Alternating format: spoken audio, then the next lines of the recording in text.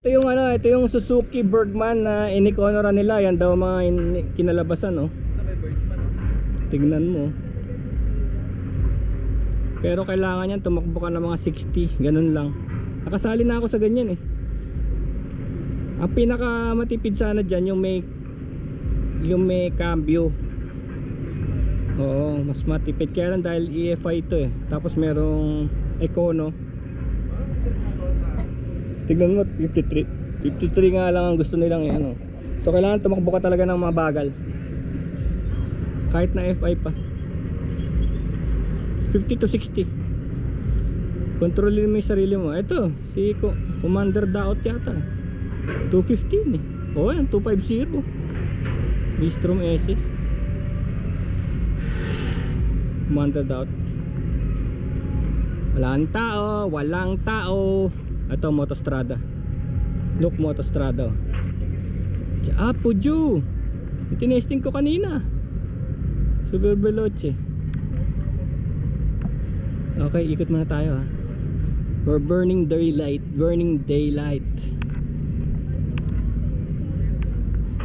Ride Academy.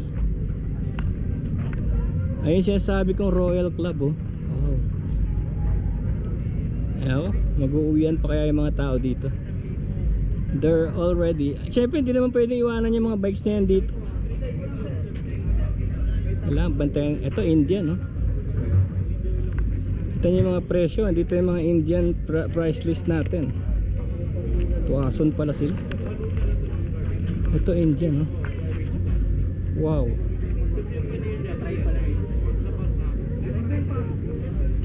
Ducati Access Plus din pala to. Wow. Ganda. Tignan natin yung specs niya. Let's look at the specs. Indian Super Chief Limited.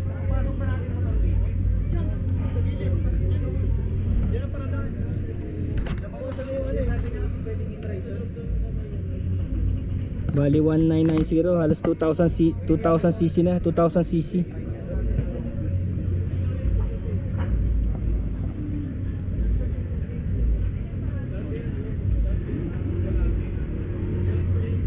FI Thunderstroke 116. Sabihin. Of course it's a V4. Ito ang pinakamatindi dyan. Look oh.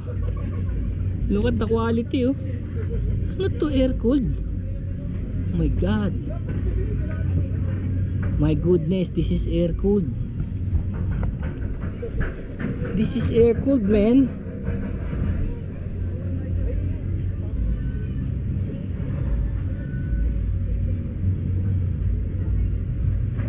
Hindi pwedeng air cooled to, sobrang laki. Hindi ko makita yung cooling system.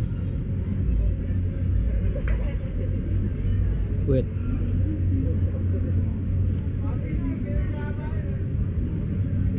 Air cooled nga oh. 2000cc air cooled, man. Tignan nyo yung fins oh. Yung fins na yan, yan yung magkukool sa kanya eh. Air cooled pala to no, walang radiator no. Meron pa palang ganun, nakala ko lumang ano na yun. Technology. Tingnan nyo, sobrang maganda yung bakal niya eh, na para pagka pinasukan ng hangin lalamig siya talaga. Ganda nito oh. Ewan ko kasi parang may problema din yung yung liquid cooled. Kasi di ba yung NS200 parang liquid cooled siya eh. Parang napapansin ko parang may problema rin pala. Huwag mo sabihin liquid cooled ka, hindi ka mag-overheat. Kasi may extra fan pa nga yun. Pero minsan bibirit ka lang na short distance tumutunog na kagad yung fan niya eh. Grabe ang nito, chrome oh. Indian Super Chief 2000cc.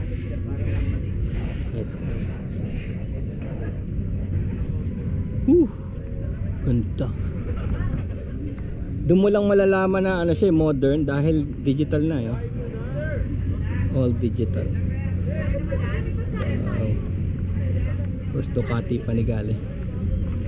Ducati is 1000cc 4 valve per cylinder V4, tama ba? 4 valve per cylinder, ayan o, V4 4 pistons. So maganda to kasi walang power loss. Pagka tumira yan, tira talaga. Kaya may pakpak o, pwede na lumipad eh. Panigale V4S. Tsaka maganda na ito, sobrang gagaan. Tapos meron siya rito, may fin siya dito, parang hydrofoil.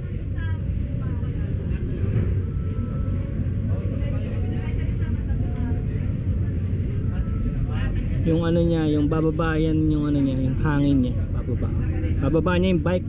Parang hindi lumipad kasi sobrang bilis na eh. Tsaka magaan to eh. Oh, look, magaan siya eh. Tapos dito papasok yung hangin dyan, oh, papasok para ma-keep the rear tire low. Ducati. Ah, ito e-bike oh, e-bike. This one's e-bike.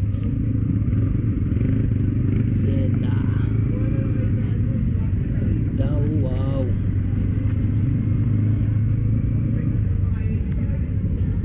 Oh.